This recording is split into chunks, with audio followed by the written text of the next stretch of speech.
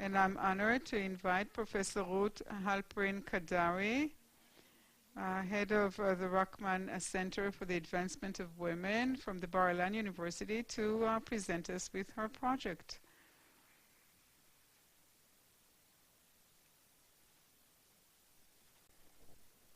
Okay. Thank you so much.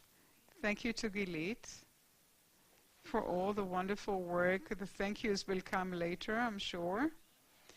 It is extremely moving for me to be standing here today and to present the project that throughout my years as the founder and the head of the center, this important center, I believe this is one of the most significant ones that we have embarked upon. First of all, the very fact that this project is done in cooperation with the European Union. That a university center gets this award within the Instrument on Democracy and Human Rights, and it is a real vote of confidence in the work that we do and in its importance and significance. So this was very, very exciting for us, and it's very exciting for me now to present the outcomes of this project. So I'll switch back to Hebrew now with your permission. And it is indeed a great privilege. And I think that we can be extremely proud of our achievements during the course of these 2 years. And as has been said earlier on by Ronen and by Oren, we are truly hopeful that this will have continuation not only in our work but also through the very important collaborations. So the title is the advancement and the advancement of women's rights in Israel. And we wanted to advance the human rights when it comes to family law with an emphasis on the CEDAW mechanism. Now, as others mentioned here, that is also our credo. I believe that at the Rachman Center, what is very central is the family law, and that is actually the weakest point of gender equality. It is the place where, in the legal system, the political system in Israel, there is an inherent discrimination that is anchored in law, and with that we need to contend. And it's very clear that, as we heard from Aida Tuma Sliman, the member of Knesset, it is first of all political, but for us as an organization, as an institution within the academia, as a legal entity, using the research, academic tools, our knowledge and legal capabilities, the very unique combination with the field allows us to do work which is not but it goes beyond that. And turning to international law, to the human rights and women's rights through this very important mechanism of CEDAW, this in our view is key. And this is why we pin the activity of the entire project in that mechanism, that periodical report that Israel is submitting to CEDAW. And I would like to comment on a personal note, because Ida also comes from that personal place, that when that cooperation, that coalition was founded of the women's the Palestinian Arab women, this task force, to report that shadow report to the UN committee in 1996, I was the one who actually received the job on behalf of the Ministry of Justice to write Israel's official report. Back then, I had the capacity of the state back then, but if you fast forward to the report to CEDAW, which we submitted this year, then here you find me in the Rachman capacity, and we will soon hear about this a bit more. But before you move on, we want to make it clear that the project, with the emphasis on the CEDAW committee, included three main components. First of all, inculcating international standards in marriage and divorce law. We'll hear about this a bit later. Strengthening the tools given to women during divorce processes. And the third one is partnership, not just collaboration, but sharing knowledge, mutual learning.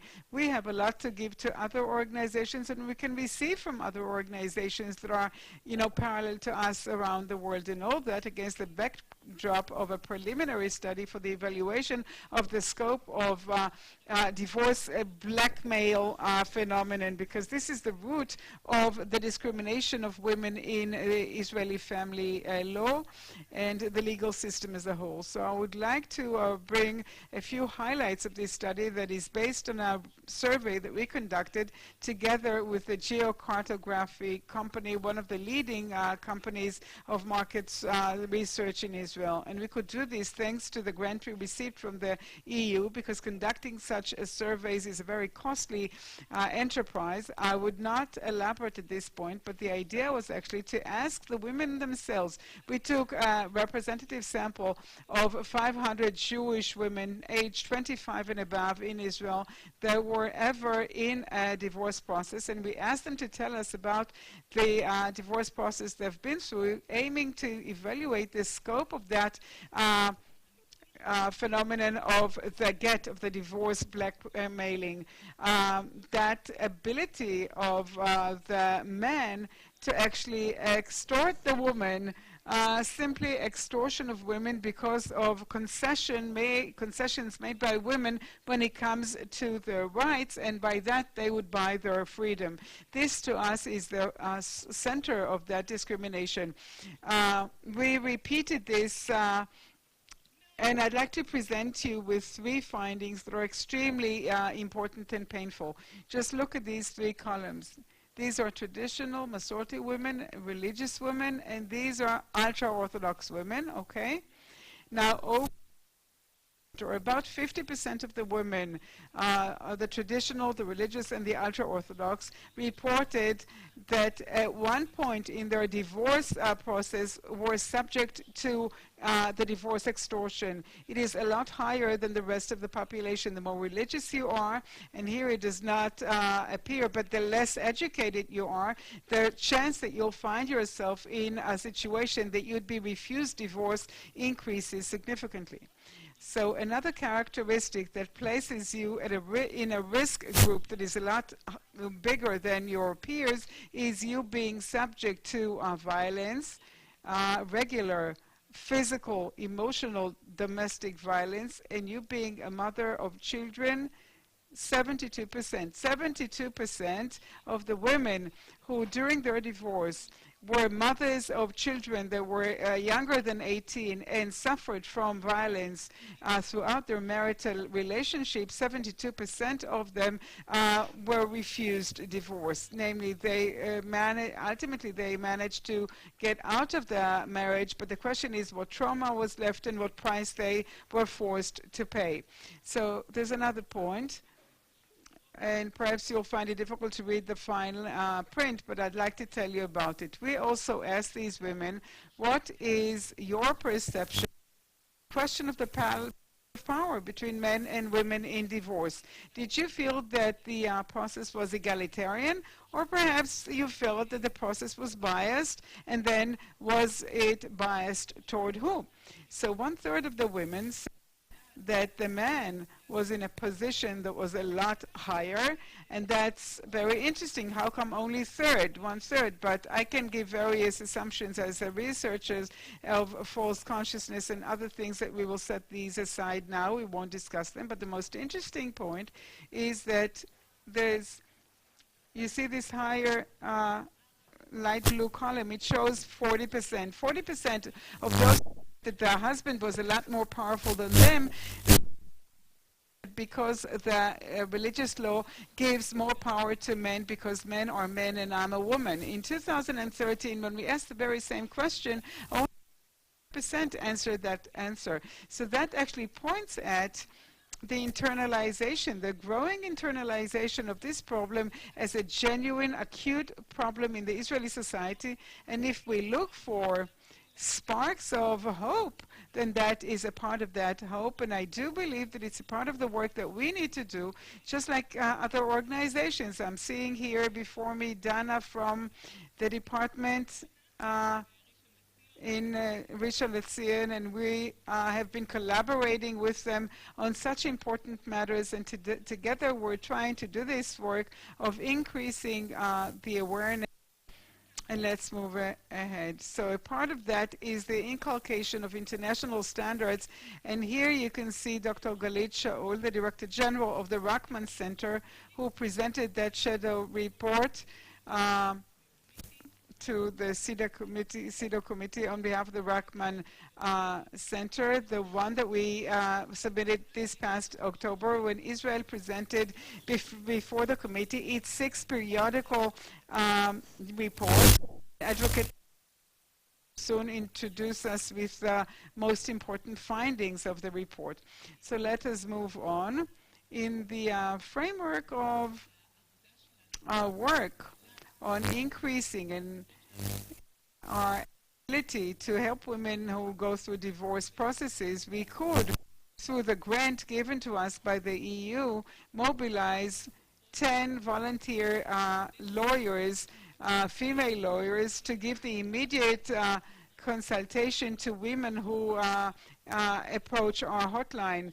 900 women received help during the 2 years of the program.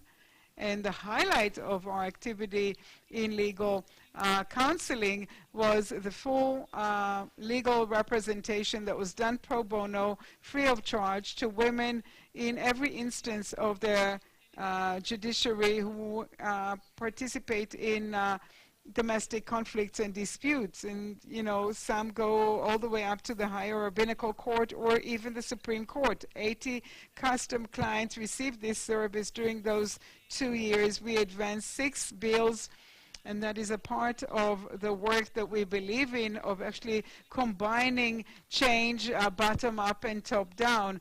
The change from the bottom is done through the legal counseling and the precedents that we manage to generate in specific cases, but also the concrete legal success to these women who receive this representation. And the lawyers, the wonderful lawyers, are indeed managing to make incredible achievements, and they're doing a sacred job in the representation they offer women. But there's also the work that we do top-down, of changing the norms, of changing the legislation, of changing policies and the work plans. And this is something that we will hear more about soon. In addition to the legal work, we gradually understood that the real assistance that women need is not only legal, it is the film about at the beginning of the day. This field of activity, we in the grand support groups, women sit here, wonderful volunteers, and they work in this program of A Woman at Your Side, Isha Letzidech. These women support needy women, and the support group are given the service to women who are being supported in those cycles of meetings, of the therapeutic meeting, a group in the framework of collaborations with up 5 new support groups around the country. And one of the women who service from us at the beginning of the way is sitting here with us. This is Sylvie Sapir, and she went through a facilitators course later on, and soon enough she will start the second group that she is giving through WITSO. So we indeed have ongoing learning and intergenerational inculcation of knowledge, if you will. And another work that we do in the holistic work title under the very important activity of making knowledge accessibility is the work we do in Kol Zchut website. We will hear about this from Bian, and she's the editor of the Kol Zchut in Arabic, and she will tell us about those values that we help write when it comes to family law in Israel. For those women who speak Arabic and women who live under the Sharia religious law. And they too, of course, are subject to great difficulties in this field. We will only move on and try to illustrate the idea of sharing knowledge and information or activity with this women's club from the Palestinian Authority. And in the next few slides, we'll see collaborations and sharing of information with a parallel agency in Ankara and Harvard University. This motto of actually mutual learning, recognizing the fact that what we have is a certain sisterhood, and this sisterhood is for better and for worse. It's for you, to empower you, to provide help, but it's also sharing difficulties that are profound, that not only we in Israel experience, and not only Jewish women experience, but also Arab women, and also Palestinian women in Israel, and also in the Palestinian Authority, not just the state of Israel. Regretfully, there's so much in common as women who live under this patriarchy, as women who are still subject of discriminatory legal system that is adopted by the state and discriminates against women in a very formal, official way. And this need to contend with the situation, what we're trying to do about it here is to also learn from others, the way they contend with such similar situations and what works in their respective places, so that together we'll be able to do our part in fixing what's wrong, and to get to a world that for our daughters and sons will be somewhat better than the one we live in today. So once again, thank you to all the partners, to all the European Union,